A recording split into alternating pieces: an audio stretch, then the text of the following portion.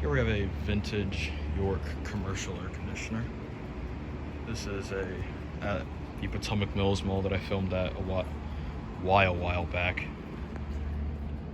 As you can tell, the coil is gone. It's completely fucking gone. Crazy works. 2 fans. And as is the compressor. It is quite literally just a couple condenser fans, a data plate. Yeah, not much left of this little beast. Work. Surprised it remains because there were actually several more of these on the property, but they all got replaced. Not several more, a few more. This is from 1984.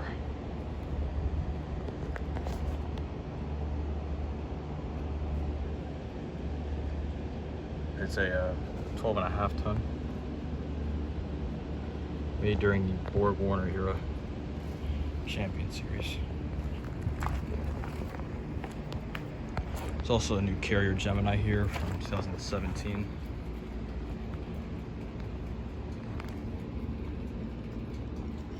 But yeah, thank you for watching.